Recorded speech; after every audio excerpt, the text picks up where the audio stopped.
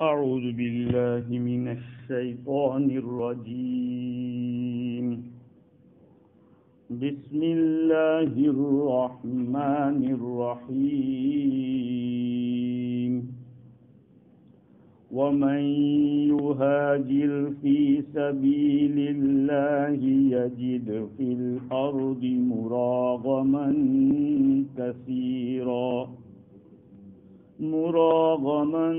كثيرا وسعة، ومن يخرج من بيته مهاجرا إلى الله ورسوله ثم يدركه الموت فقد وقع أجره على الله، وكان الله غفورا رحيما.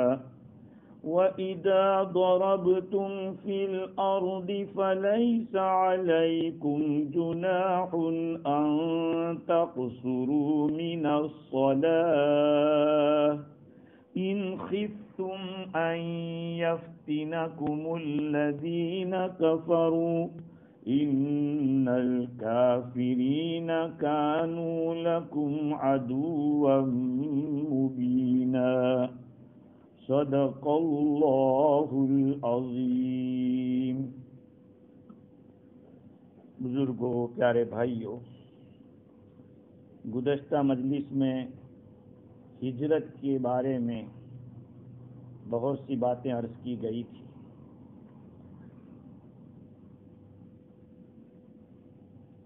آدمی جب مائیگریٹ ہوتا ہے دین کے خاطر، اس کے کتنے فضائل ہیں.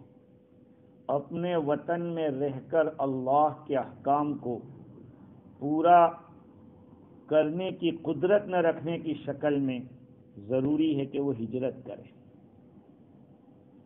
اب ہجرت کے مسائل میں ایک آدمی نکلا ہے، ہجرت کی نیت سے نہیں پہنچ سکا، تو کیا اس کی ہجرت نہیں ہوئی؟ اگر راستے میں ہی گزر گیا ہے تو ظاہری بات ہے اس نے تو قدم اٹھایا تھا، اس کو اس کا اجر ملے گا. قرآن مجید نے جو الفاظ استعمال کیے، بیان کیے، اس میں بہت بڑی گنجائش ہے اور ایک بہت بڑا وسیع باب بیان کیا ہے. اس کے اندر جو آدمی اللہ کے راستے میں ہجرت کرے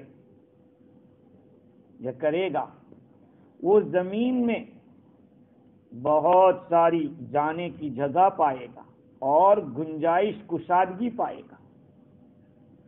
آدمی دنیا میں اپنے وطن کو چھوڑ کر کہیں جانے کے لیے دو وجہ سے کتراتا ہے. آدمی دو وجہ سے رکتا ہے. جیسے یہاں بھی بہت سارے لوگ ایسے ہوتے ہیں، ان کو کہ اوورسیز چلے جاؤ تو کہ نہیں، ہم یہیں ٹھیک ہے. وہی دو وجہ امام راضی نے لکھی ہے کہ ایک آدمی سوچتا ہے کہ میرے وطن میں جو راحت ہے، جو سہولت ہے، آسانی ہے، اگر میں اس وطن کو چھوڑ کر جاؤں گا تو مصیبت میں پھنس جاؤں گا، تنگی معاش کا شکار ہو جاؤں گا، پتہ نہیں وہاں روزی ملی یا نہیں ملی. اللہ تعالیٰ نے اس کا جواب دیا ہے کہ اس کی گھبراہٹ مت رکھو. کیا آپ نکلو گے تو وہاں جا کے پریشان ہوں گے؟ نہیں، آپ اللہ کے خاطر جا رہے ہیں. تو اللہ تعالیٰ نے فرمایا مراغمن کثیرا، آپ کو بہت ساری جگہ ملے گی. مراغم کے معنی جانے کی جگہ. امام راضی نے کہا کہ اس کا مطلب یہ ہے، مراغم کے معنی ایک اور بھی معنی ہے. رغیمہ انفہ عربی زبان میں اس وقت کہتے ہیں کہ اس کی ناک خاک آلود ہوئی، یعنی وہ ذلیل ہوا. امام راضی کا کہنے کا حاصل یہ ہے کہ جب آدمی دوسرے ملک میں جاتا ہے اوورسیز، تو وطن میں جو دشمن ہے، اگر ان کو پتا چلتا ہے کہ وہ تو بہت خوشحال تھے، یہاں وہ ذلیل ہوتے ہیں، اور اگر وہاں اس کی حالت خراب ہوتی ہے تو یہ لوگ خوش ہوتے ہیں. تو گویا کہ اشارہ اس بات کی طرف ہے کہ اگر وطن چھوڑ کے اللہ کے خاطر دوسری جگہ جاؤ گے تو اللہ تعالیٰ وہاں تمہیں راحتیں دے گا، روزی کی بھی کشادگی دے گا، اور یہاں تمہارے دشمن ذلیل ہوں گے۔ دوسری چیز فرمائی وسعہ، آدمی اپنے وطن کو چھوڑ کر دوسرے شہر میں جانے سے اس لیے کتراتا ہے کہ وہ یوں سوچتا ہے کہ میں جس مقصد کے لیے جا رہا ہوں ہو سکتا ہے میں اس مقصد میں کامیاب نہ ہو سکتا ہے کامیاب ہو بھی جاؤں، میں جو ارادے لے کے جا رہا ہوں۔ ایک زمانے میں ہندوستان سے لوگ جب سعودی جاتے تھے اپنی پراپرٹی کو بیچ کر یا کسی جگہ کو بیچ کر، اور وہاں ان کو کوئی کفیل ایسا مل گیا جو کاف ہٹا کے فیل کی طرح نے ہاتھی جیسا ہو جائے، کام ہی کراتا رہے، کچھ دے ہی نہیں، بیچارہ دکھی، یہاں گھر والے قرضے میں پھنسے ہوئے ہیں، پریشان۔ ایسے انگلینڈ میں بھی ایسا ہوا، کتنوں نے زمینیں بیچ بیچ کر گئے اور یہاں پیسہ ہی نہیں آیا، بیچارے دکھی ہو گئے ہیں۔ تو آدمی ڈرتا ہے کہ اگر میں اس وطن کو چھوڑ کر گیا اور میں اپنے مقصد میں ناکام ہوا تو کیا ہوگا؟ اللہ تعالیٰ فرماتے کہ وسع، تم اللہ کے خاطر وطن چھوڑ کے جاؤ گے تو اللہ تعالیٰ تمہیں کشادگی دے گا، اور یہ بات تو تجربے کی ہے۔ میرے والد صاحب ایک شعر جب ہم چھوٹے تھے تو سنایا کرتے تھے کہ سر چڑھا وہ پھول جو چمن سے نکل گیا، عزت اسے ملی جو وطن سے نکل گیا ہے۔ آپ نے دیکھا ہوگا باغ کے اندر کتنے پھول ہوتے ہیں، کسی پھول کو سر پہ نہیں رکھا جاتا، لیکن اگر اس کو کوئی مالی توڑ کے جائے گا مارکیٹ میں بیچے گا وہاں، تو کسی کے سر کے اوپر لگایا جائے گا، کسی کے کان کے اوپر لگایا جائے گا کہ سر چڑھا وہ پھول جو چمن سے نکل گیا، عزت اسے ملی جو وطن سے نکل گیا۔ آدمی جب وطن سے باہر نکلتا ہے عزت اپنوں میں نہیں ہوتی۔ عام وطن خاندان کے اندر آدمی کی قیمت نہیں ہوتی، باہر قیمت ہوتی ہے، عزت باہر ہوتی ہے۔ یہ تجربے کی چیز میں بتا رہا ہوں، عام وطن یہی ہوتا ہے۔ اللہ تعالیٰ نے بتلایا کہ جو اللہ کے خاطر نکلے گا، اب کہاں نکلے گا؟ ہمارے یہاں تو اللہ کے راستے میں نکلنے کا جب لفظ آتا ہے تو ایک ہی چیز ہمارے تصور میں ہوتی ہے، یعنی چلے میں گیا یا جماعت میں گیا۔ یہ بھی اللہ کے راستے میں ہے۔ اگر آپ حلال روزی کمانے کے لیے گئے آپ اللہ کے راستے میں۔ ہاں، تفسیر کشاف کے اندر لکھا ہے کہ ہر وہ ہجرت جو آدمی کو پیش آتی ہے، کوئی بھی دینی مقصد کے لیے آپ نے وطن چھوڑا، دینی مقصد علم حاصل کرنے کے لیے گئے، آپ اللہ کے راستے میں ہیں۔ آپ ایک شہر سے دوسرے شہر اس لیے گئے کہ وہاں جا کے عبادت کا موقع ملے گا، یا یہ کہ وہاں پر حلال روزی ملے گی، یا یہ کہ اس ملک میں دین پر چلنا بہت مشکل ہے اس لیے اپنے دوسری جگہ جا رہا ہوں، حلال روزی کو چاہنے کے لیے، تلاش کرنے کے لیے۔ یہ سب اللہ اور اس کے رسول کی طرف ہجرت ہے۔ ہجرت کا جو مضمون ہے بہت کشادہ ہے، اس کو تنگ رکھنے کی ضرورت نہیں ہے۔ طالب علم بھی اللہ کے راستے میں، تبلیغ جماعت والا بھی اللہ کے راستے میں، جو کسی اللہ والے کی خدمت میں گئے وہ بھی اللہ کے راستے میں۔ آپ اگر روزی کمانے کے لیے گئے آپ بھی اللہ کے راستے میں، لیکن اپنی نیتوں کو حاضر رکھو۔ آپ نکلے ہیں گھر سے، اس وقت نیت کرو کہ میں کیوں جا رہا ہوں۔ آپ مارکیٹ جا رہے ہیں، کیوں جا رہے ہیں؟ سبزی لینے، بیوی بچوں کا پیٹ پالنا ہے، وہ میری ذمہ داری ہے، میں اس ذمہ داری کو پورا کرنے کے لیے جاؤں۔ آپ نیکی کا کام کرتے ہیں، نیتوں کو، اسی لیے اللہ والے فرماتے ہیں کہ اصل تو نیتوں پہ کنٹرول کرنا ہے۔ آدمی کام تو کرتا ہے لیکن نیت حاضر نہیں ہوتی تو وہ ثواب نہیں بنتا پھر، ہے کہ آپ بھی کما رہے ہیں، ہم بھی کما رہے ہیں، سبھی کما رہے ہیں، لیکن کسی کا کمانا عبادت بن جاتا ہے کیونکہ اس کی نیت یہ ہے۔ تو اللہ تعالیٰ نے فرمایا کہ جو آدمی اللہ کے راستے میں ہجرت کرے گا تو وہ زمین کے اندر نکلنے کی بہت زیادہ جگہ پائے گا اور کشادگی پائے گا۔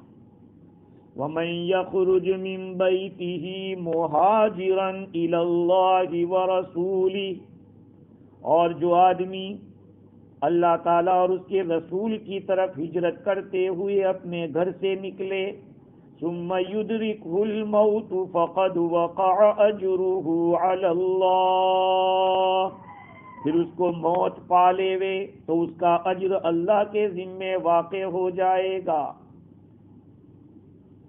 آدمی اپنے گھر سے نکلا ہجرت کر، تبلیغ جماعت میں گیا، چلہ پورا نہیں ہوا تھا اور راستے میں گزر گیا، اس کے چلے کا ثواب لکھا جا چکا پورا۔ طالب علم بن کے مدرسے میں گیا، قرآن حافظ ہو رہا تھا، آدھا ہوا اور بیچ میں انتقال ہو گیا، یہ قیامت میں حافظ بن کے اٹھایا جائے گا۔ ہاں، یہ آیت کریمہ نازل ہوئی کیوں؟ بہت سارے ایسے واقعات پیش آئے کہ بعض صحابہ کرام گھر سے نکلے تھے ہجرت کی نیت سے اور راستے میں انتقال ہو گیا۔ چنانچہ تفسیر بغوی کے اندر لکھا ہے کہ یہ آیت جب سنی تو ایک صحابی ہیں جو قبیلے بنو لیث کے تھے، بہت بوڑھے تھے، بیمار تھے، جن کا نام جندہ بن دمورہ تھا۔ انہوں نے کہا کہ اللہ کی قسم میں ان لوگوں میں سے نہیں ہوں کہ میں ہجرت نہ کر سکوں، میں تو تدبیر کر سکتا ہوں، میرے پاس مال بھی ہے جو مجھے مدینہ تک پہنچا سکتا ہے۔ اللہ کی قسم آج رات میں مکہ میں نہیں رکوں گا، انہوں نے کہا میں نکل جاؤں گا، ہجرت کر کے چلا جاؤں گا۔ یہ قسم کھا لی انہوں نے، مجھے تم لوگ نکالو۔ لوگ ان کو لے کر نکلے، اٹھائے ہوئے تھے، ان کا جو تخت تھا یا کرسی تھی، جو کچھ بھی جس پر وہ بیٹھے ہوئے تھے، یہاں تک کہ مسجد عائشہ کے پاس لے آ جائے، جس جگہ پہ آج مسجد عائشہ ہے مکہ مکرمہ میں، اس کو تنعیم کہتے ہیں۔ وہاں پہنچے تھے اور ان کا انتقال ہو گیا۔ ابھی تو مکہ سے زیادہ دور بھی نہیں گئے تھے، بہت قریب میں، 2 ریال جانے کے 2 ریال آنے کے ہوتے ہیں۔ عمرے کے جب احرام باندھنے لوگ جاتے ہیں مکہ والے، جو حاجی جاتے ہیں اور وہاں جا کے پھر دوبارہ عمرہ کرنا چاہتے ہیں تو مسجد عائشہ جاتے ہیں، وہاں پہ تنعیم کا بورڈ لگا ہوا ہے، 2 ریال جانے کے 2 ریال آنے کے، اتنا ہی یہ ہے اس کا فیئر۔ آج سے 25 سال پہلے بھی اتنا تھا اور آج بھی اتنا ہی ہے، پتہ نہیں وہاں بھاؤ بڑھتا ہی نہیں ہے اس کا۔ تو وہاں جا کے موت کا وقت آ گیا۔ اب یہ اپنے ہاتھ کو، سیدھے ہاتھ کو الٹے ہاتھ سے مار رہے ہیں ایسے، اللہم ھذہ لک، اللہم ھذہ لک وھذہ لرسولک، یعنی یہ اللہ یہ ہاتھ تیرے لیے اور تیرے رسول کے لیے، میں بیعت کرتا ہوں تجھ سے اس بات پر جس سے تیرے رسول کے ساتھ، تیرے رسول نے جس بات پر بیعت کی تھی میں کرتا ہوں۔ اور وہیں پہ انتقال ہو گیا۔ یہ خبر حضور اکرم صلی اللہ علیہ وسلم کو پہنچی تو لوگ کہنے لگے کہ اگر یہ مدینہ پہنچ جاتے تو ان کی ہجرت پوری ہو جاتی، ان کو پورا ثواب ملتا۔ مشرکین مکہ نے ہنسنا شروع کیا کہ دیکھا نہیں پہنچ پائے، وہ جو تمنا تھی وہ پوری نہیں ہوئی۔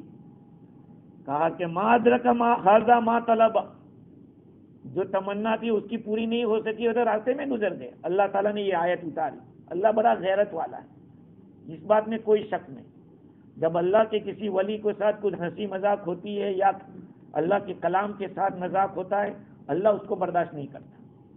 اللہ تعالیٰ نے یہ آیت نازل فرمائی اور فرما دیا کہ فقد وقع اجرہ علی اللہ، بھائی ان کا اجر تو اللہ تعالیٰ کے ذمے لازم ہو گیا ہے۔ ایسا ایک واقعہ ایک اور روایت میں ہے کہ عبد الملک ابن عمیر سے روایت ہے کہ اکتم بن سیفی کو یہ بات معلوم ہوئی کہ رسول اکرم صلی اللہ علیہ وسلم مدینہ منورہ ہجرت فرما کر تشریف لے گئے۔ انہوں نے بھی ارادہ کیا کہ میں بھی چل لوں، ان کی قوم نے منع کیا تو آپ نے بلایا اور فرمایا کہ دیکھو میری بات حضور تک کوئی پہنچا دے اور حضور جو بات بتائے وہ مجھے بتلا دے۔ تو 2 آدمی تیار ہوئے، یہ حضور اکرم صلی اللہ علیہ وسلم کے پاس آئے، انہوں نے کہا کہ ہم اکتم بن سیفی کے قاصد ہیں، انہوں نے ہم کو بھیجا ہے آپ کے پاس یہ پوچھنے کے لیے کہ من انت وما انت وبما جیتا، آپ کون ہو، آپ کیا ہو اور کیا لے کر آئے ہو۔ اس زمانے میں ایسا ہوتا تھا، حق کی تلاش کے لیے آدمیوں کو بھیجا جاتا تھا۔ نہیں ابو ذر غفاری رضی اللہ عنہ کے واقعے میں آپ نے سنا کہ اپنے بھائی کو بھیجا کہ جاؤ مکہ میں ایک آدمی نے نبوت کا دعویٰ کیا، ان کو دیکھ کے آپ کیا باتیں صحیح ہے اور ان کا کیا پروگرام ہے، ان کی کیا باتیں ہیں. تو بھیجا، آئے، کہا بھائی ہاں بات نبی ہے اس طرح کی، کہنے اب مجھے ہی جانا پڑے گا. تو پھر خود گئے. اس زمانے میں حق کو تلاش کرنے کے لیے لوگ میلوں کا سفر کرتے تھے، مہینوں کا سفر کرتے تھے. آج ہمارے پاس گھر بیٹھے پہنچ گیا دین، اور اس کی ہمیں نہ قدر ہے. ہمیں پورے دین کا بھی پتہ نہیں ہے، پورے دین کے اندر کیا کیا بات ہے. ابھی دیکھنا جو آگے آیت آ رہی ہے وہ نماز کو قصر کے ساتھ پڑھنا، اس کی آیت ہے. اس کے مسائل بھی کتنے ہیں لیکن لوگ نہیں جانتے، کیونکہ ہم تو مسلمان ہیں نا، اس لیے اب ہم کو جاننے کی ضرورت نہیں. یہ لوگ ایسے تھے کہ دل کے بڑے پکے تھے. پکے علم حاصل کرنا یعنی کرنا ہے. اب رات کو کتنا جاگنا پڑے اور استاد کتنے بجے بلائے کوئی بات نہیں. آج تو ہم اس بچوں کو یہ کہتے ہیں بھائی پڑھ لے یار، بیٹا پڑھ لے. نہیں مجھے نہیں پڑھنا ہے. تو کہا کھا کے علم آئے گا. بے رغبت آدمی کو کہاں علم آتا ہے. یہ آج کا دور ایسا ہو گیا. اور اس زمانے میں اسٹوڈنٹ ٹیچر کو ڈھونڈتا تھا کہ کہاں میں یہ کتاب پڑھ سکتا ہوں، مجھے حدیث کہاں ملے گی، کوئی استاد پڑھانے والا ملے گا. آج استاد ہے تو شاگرد نہیں ہے، اور شاگردوں کو شوق نہیں ہے. اچھا تو دو آدمیوں کو بھیجا، یہ حضور صلی اللہ علیہ وسلم کے پاس آئے اور کہا کہ دیکھو ہم اکتم بن صیفی کے یہ ہے قاصد ہے. وہ آپ کو پوچھتے ہیں کہ آپ کون ہو، آپ کیا ہو اور کیا لے کر آئے. حضور نے فرمایا انا محمد ابن عبداللہ، میں عبداللہ کا بیٹا محمد ہوں صلی اللہ علیہ وسلم. وَأَنَا عَبْدُ اللَّهِ وَرَسُولُهُ، پہلے جو عبداللہ تھا وہ اپنے والد کا نام بتایا کہ میں عبداللہ بن عبد المطلب کا بیٹا محمد ہوں. ایک. دوسرے نمبر پہ آپ کیا ہیں، کہا انا عبداللہ ورسولہ، میں اللہ کا بندہ ہوں اور اس کا رسول ہوں. اچھا وَبِمَا جِئْتَ، آپ کیا لے کر آئے ہو. تو آپ نے لمبی چوڑی کوئی تقریر نہیں کی. اس وقت پہ لمبی تقریروں کی ضرورت نہیں پڑتی. اللہ کے نبی ایک بات بیان کر دیتے تھے، وہ لے کے چل دیتے تھے، اسی کو پکڑ کے زندگی گزارتے تھے. حضور صلی اللہ علیہ وسلم نے فرمایا کہ ان اللہ یأمر بالعدل والاحسان وایتاء ذی القربى وینہی عن الفحشاء والمنکر والبغی یعظکم لعلکم تذکرون. یہ بات میں کہتا ہوں کہ اللہ تعالیٰ تمہیں انصاف کا حکم دیتا ہے، احسان کا حکم دیتا ہے، اچھے معاملہ کرو سب کے ساتھ، اور یتیم جس رشتہ داروں کو دو. اللہ تعالیٰ برائیوں سے روکتا ہے، فحش کاری سے، برائیوں سے روکتے ہیں اور ظلم سے روکتے ہیں. اللہ تم کو نصیحت کرتا ہے تاکہ تم نصیحت حاصل کرو. یہ آیت ان کو سنا دی. یہ دونوں اکتم کے پاس آئے، اکتم بن صیفی کے پاس، اور کہا کہ بھئی دیکھو ہم نے تو پوچھا تھا، یہ بات بتائی انہوں نے. تو اکتم بن صیفی نے کہا کہ دیکھو لوگوں سن لو، یہ جو آدمی ہے وہ اچھے اخلاق کی تعلیم دے رہے ہیں، مکارم اخلاق کا حکم دے رہے ہیں اور برائیوں سے وہ روک رہے ہیں. لہذا اگر آپ لوگوں نے آج نہیں قبول کیا اس دین کو، تب کل جا کے تم تابع بن کے رہو گے. اگر آج تم نے قبول کر دیا تو تم سردار بنو گے. ہاں کتنی اونچی بات کہی. اگر آج تم قبول کرتے ہو تو تم سردار بن جاؤ گے، اور کل قبول کرو گے تو تمہیں نیچے رہنا پڑے گا. ہوا نہیں ایسا؟ بعد جو بڑے بڑے مالدار صحابہ تھے شروع میں اسلام قبول نہیں کیے، اور وہاں پہ حضرت بلال، صہیب رومی رضی اللہ تعالیٰ عنہ، عمار بن یاسر، ایسے صحابہ وہاں غریب قسم کے صحابہ ہیں. اور جو بڑے بڑے مالدار تھے اسلام میں داخل ہیں، ان کو کہا رکو، یہ جا رہے ہیں پہلے. کہا دیکھا ہم لوگوں نے قبول پہلے نہیں کیا، یہ لوگ قبول کیے تو آج ان کا مقام بڑھ گیا. تو جو پہلے حق کی طرف دوڑتا ہے نا اس کا مقام بڑھتا ہے. تو اکتم بن صیفی نے کہا کہ اگر آج قبول کر لو گے تو تم سردار بن جاؤ گے، ورنہ تم دم چھلوں کی طرح رہو گے. یہ اپنے اونٹ پر سوار ہوئے اور مدینے کی طرف متوجہ ہو گئے. راستے میں انتقال ہو گیا. یہ آیت کریمہ نازل ہوئی. ابن عباس رضی اللہ تعالیٰ عنہ بھی فرماتے ان سے جب پوچھا گیا اس آیت کے بارے میں تو آپ نے فرمایا کہ یہ آیت اکتم بن صیفی کے بارے میں نازل ہوئی. تو ہر وہ ہجرت جو علم کے حاصل کرنے کے لیے ہو یا حج کے لیے بھی، حاجی حج کے لیے نکلا یہاں سے اور راستے میں انتقال ہو گیا، اس کو حج کا پورا ثواب ملے گا. ہاں، اور مقبول حج کا ثواب ملے گا۔ جو اللہ کے راستے میں جہاد کے لیے نکلا یا اور کسی دین کے کام کے لیے نکلا اور انتقال ہو گیا تو اللہ تعالیٰ اس کو پورا اجر عطا فرمائیں گے۔ یہ ہے وَمَن يَخْرُجْ مِن بَيْتِهِ مُهَاجِرًا إِلَى اللَّهِ وَرَسُولِهِ ثُمَّ يُدْرِكْهُ الْمَوْتُ فَقَدْ وَقَعَ أَجْرُهُ عَلَى اللَّهِ جو آدمی اپنے گھر سے اللہ اور اس کے رسول کی طرف ہجرت کرتے ہوئے نکلا پھر اس کو موت نے پا لیا تو اللہ کے اوپر اس کا اجر مقرر ہو گیا، یعنی اللہ دے کے رہے گا۔ وَكَانَ اللَّهُ غَفُورًا رَحِيمًا، بے شک اللہ تعالیٰ بخشنے والا رحم کرنے والا ہے۔ بعض روایات میں تو یہ بھی ہے کہ کوئی بھی عمل نیکی کا آپ نے شروع کیا اور پورا کرنے سے پہلے گزر گئے، آپ کی مراد پوری ہو جائے گی۔ جو آدمی کعبہ کے راستے میں مر جائے گا اس کو 2 حج کا ثواب اجر لکھا جائے گا۔ آگے کی جو آیت وَكَانَ اللَّهُ غَفُورًا رَحِيمًا، اللہ تعالیٰ تو بخشنے والا رحم کرنے والا ہے۔ کچھ پھر و گزاش ہو گئی ہے، کچھ کمی بیشی رہ گئی تو اللہ معاف کرنے والا ہے۔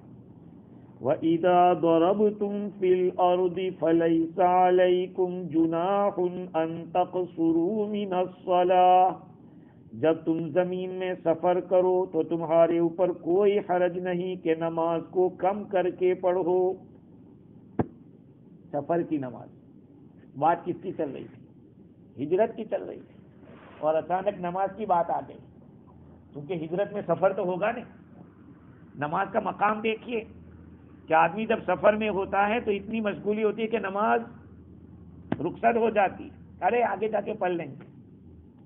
نماز بہت اہم عبادت ہے، تو کہا کہ دیکھنا اپنے چکروں کے اندر اللہ کا حق مت چھوڑ دینا۔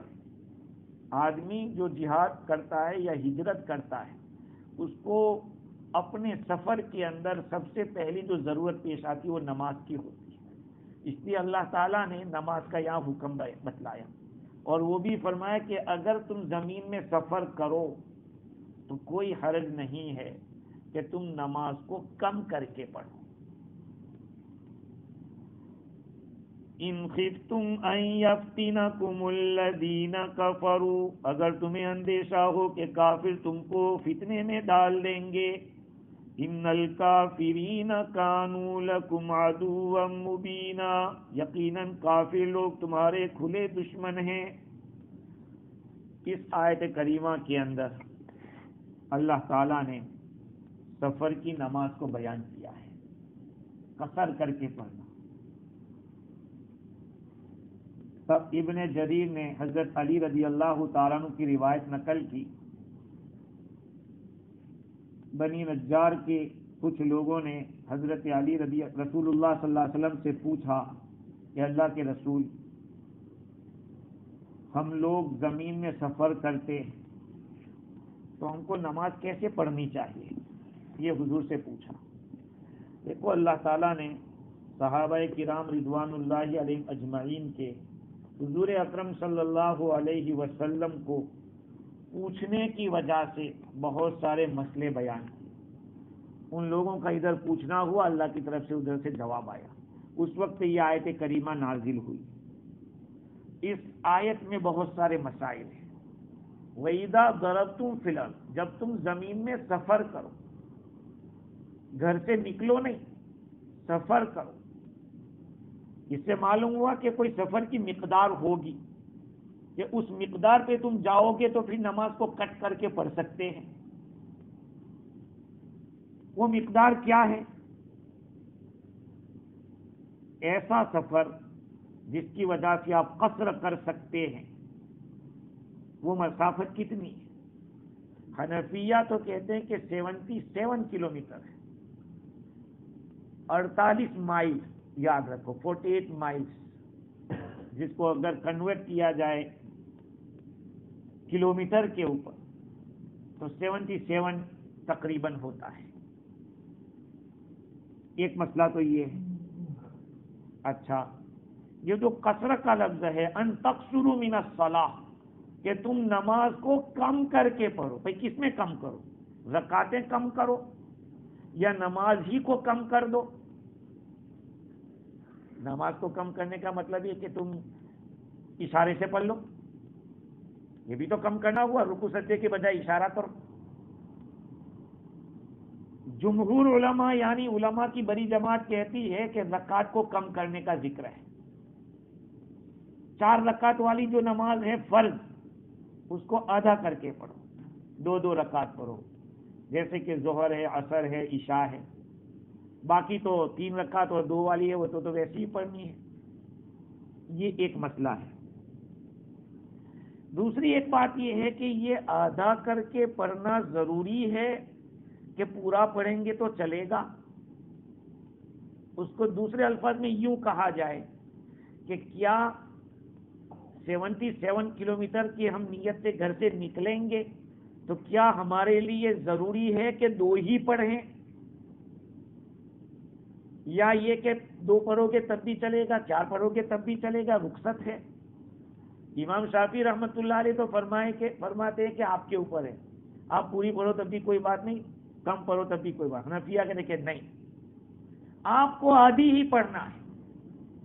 اگر جو آپ سفر میں اکیلے نماز پڑھ رہے، کسی امام کے پیچھے نہیں، اگر امام آپ کا وہاں کا رہنے والا ہے یا مسافر نہیں ہے تو آپ امام کی تابعداری کریں گے. وہ 4 پڑھے گا تو آپ کو 4 پڑھنے کی ہے، کیونکہ انجن جیسا ہوگا ایسے ڈبے کو اسی کے پیچھے پیچھے چلنا ہے. تو آپ کا انجن امام ہے. امام اگر مسافر ہے تو آپ کو مسافر کی پڑھنے کی ہے. امام اگر مقیم ہے تو آپ کو اس کی تابعداری میں پوری پڑھنے کی ہے. ہاں اگر کوئی آدمی مقیم ہے اور مسافر کے پیچھے پڑھ رہا ہے تو اس کو تو اپنی 4 پوری پڑھنی پڑے گی. خیر، امام شافعی رحمۃ اللہ علیہ فرماتے ہیں کہ نہیں، آدمی 2 بھی پڑھ سکتا ہے، 4 بھی. حنفی کہتے ہیں کہ 4 کے بجائے اگر 2 کے بجائے 4 پڑھی اس نے اور پہلا قاعدہ نہیں کیا تو نماز نہیں ہوگی اس کی، اور اگر پہلا قاعدہ کیا ہے تب بھی اس نے برا کیا، کہ اللہ تعالیٰ نے تو تجھے آدھی کا حکم دیا تو پوری پڑھ رہا ہے.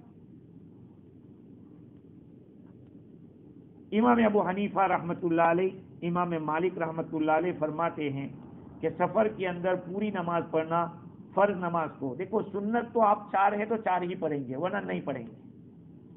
ہاں اس میں کٹوتی نہیں ہوگی.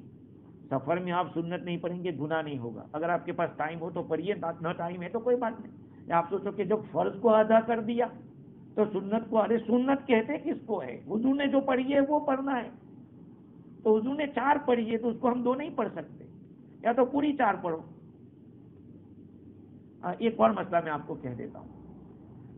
کبھی کبھی میں آتا ہوں، عصر کی نماز کا وقت ہے یا عشاء کی نماز کا، دیکھتے ہیں کہ پوری 4 رکعت پڑھنے کا ٹائم نہیں ہے تو میں 2 رکعت پڑھ لیتا ہوں. تو وہ تحیۃ المسجد کی نیت سے آپ آئے ہیں، دیکھا کہ ابھی 3 منٹ میں 4 نہیں پڑھ سکوں گا تو کوئی بات نہیں، 2 تو پڑھ لو، تحیۃ المسجد کی نیت سے تو پڑھ لو. ہے آپ کا ایسے ہی کھڑے رہنا اور دیکھتے رہنا یا کسی سے باتیں کرنا، اس کے مقابلے میں تو اچھا ہے کہ آپ کی 2 رکعت نفل شمار ہو جائے گی، کچھ تو نیکی ہو جائے گی. لیکن دیکھا یہ جاتا ہے کہ نہیں اب ٹائم نہیں ہے، نہیں پڑھ سکتے، تو دوسرے کے ساتھ باتوں میں لگ جاتے.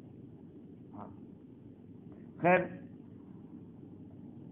تو امام ابو حنیفہ، امام مالک رحمۃ اللہ علیہ فرماتے کہ سفر میں آدمی کو جہاں ظہر، عصر اور عشاء کی ہے وہاں 4 کے بجائے 2 پڑھنا ضروری ہے. اگر 4 پڑھے گا تو جائز نہیں.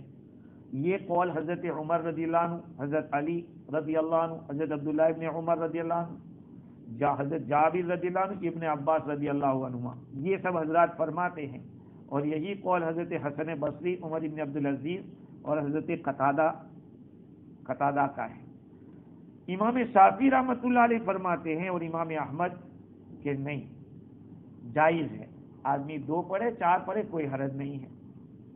اب ہر ایک کے پاس دلیل ہے. امام شافعی فرماتے ہیں رحمۃ اللہ علیہ کہ قرآن کہتا ہے کہ تم کو کوئی حرج نہیں ہے کہ تم آدھی کر کے پڑھو. یہ کہا کہ حرج نہیں ہے. تو حرج کا مطلب کیا ہوتا ہے؟ کرو نہ کرو آپ کے اوپر ہے، کوئی ضروری نہیں ہے. آدھی پڑھو گے تب بھی چلے گا، پوری پڑھو گے تب بھی چلے گا. یہ شوافی نے یہی چیز آپ کو سمجھنی ہے ہمارے اس دین کے اندر. یہ 4 امام جو لوگ بات کہتے ہیں کہ سب حق پہ کیسے ہو سکتے ہیں، ہو سکتے. انہوں نے جس اینگل سے سوچا ہے امام شافعی رحمۃ اللہ علیہ نے، ایک الگ اینگل سے سوچا، امام ابو حنیفہ رحمۃ اللہ نے دوسرے اینگل سے سوچا. تو انہوں نے جس اینگل سے سوچا ہے اس لحاظ سے کہہ رہے ہیں کہ بھائی حرج نہیں ہے. اس کا یہ مطلب کہ تم یہ مت سمجھنا کہ پہلے 4 پڑھتے تھے اور ہم نے 2 پڑھی تو کچھ گڑبڑ ہو گئی. نہیں نہیں، گڑبڑ نہیں ہوئی ہے، صحیح کیا ہے، یہ مطلب ہے. تو دونوں نے ایک ہی آیت کے اندر سوچا ہے، غور کیا ہے، لیکن ہر ایک کے سوچنے کا انداز ہے. اس لیے کہتے ہیں کہ چاروں امام اپنی جگہ حق کے اوپر ہیں، لیکن ایک کو پکڑو تو ایک ہی پر چلتے رہو، ادھر ادھر منہ مت مارو. ادھر ادھر منہ مارنے والا آدمی دکھی ہوتا ہے.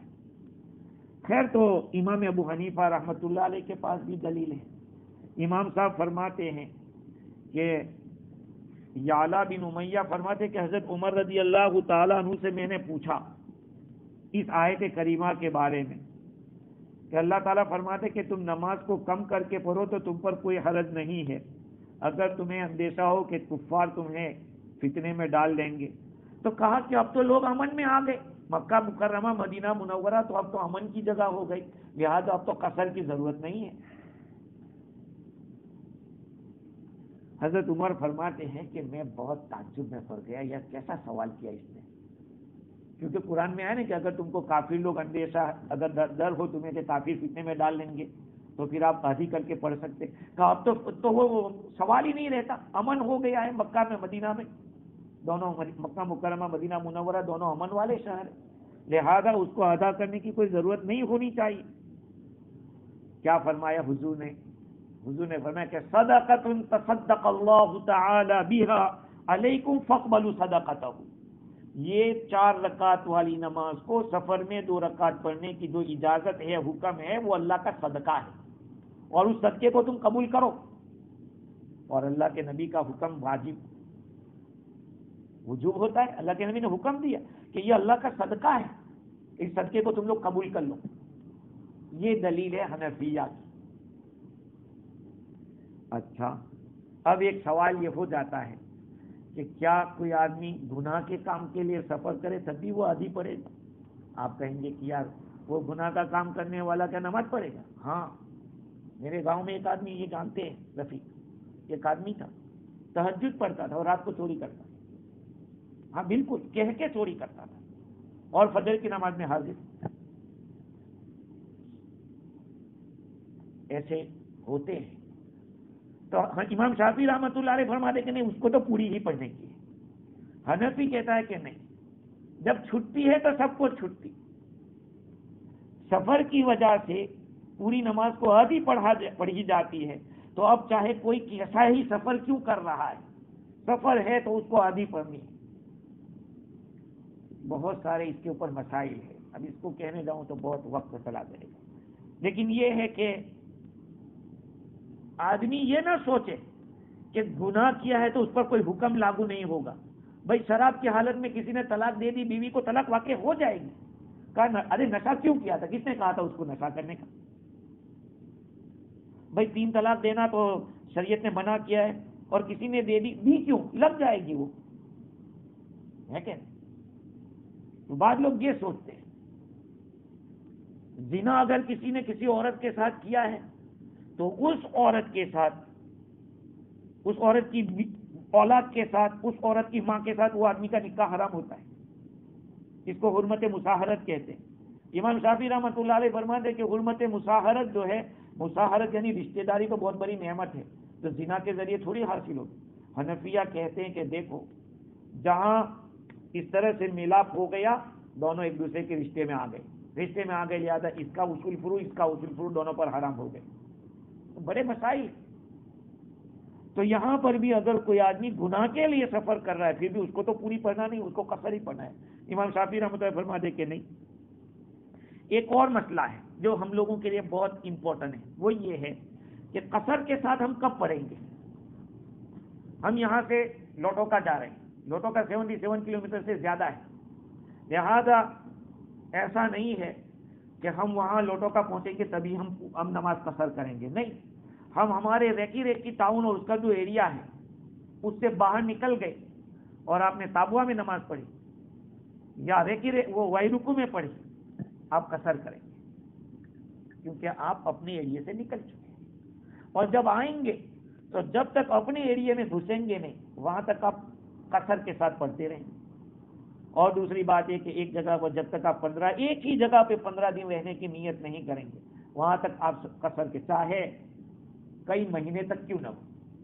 آپ گئے سوا کام کے لیے, آپ نے سوچا کہ کل کام نمٹ جائے گا, پرسوں میں چلا جاؤں, پرسوں کام نہیں ہوا, کہا چلو ایک دن کے بعد جاؤں, پھر کام نہیں ہوا, ایسا کرتے کرتے مہینہ ہو گئے, آپ کو مہینے تک قصر ہی کی پڑنے کی, کیونکہ آپ کی نیت ایک ساتھ 15 دن نہیں کی تھی, رہنے کی نیت نہیں تھی.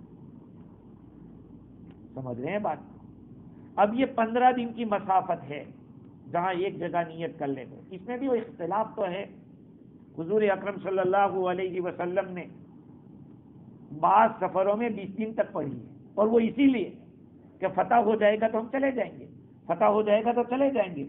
بعض روایت میں 17 دن کا بھی تذکرہ ہے, وہ اسی لحاظ سے ہوا کہ جنگ میں گئے ہوئے تھے, جہاد میں غزوے کے اندر گئے ہوئے تھے اور تھوڑا وقت زیادہ لگ گیا. تو آدمی کی جب تک نیت 15 دن کی ایک جگہ کی نہ ہو وہاں تک آدمی آدھی نماز پڑھتا رہے گا, قصر کے ساتھ پڑھتا رہے گا.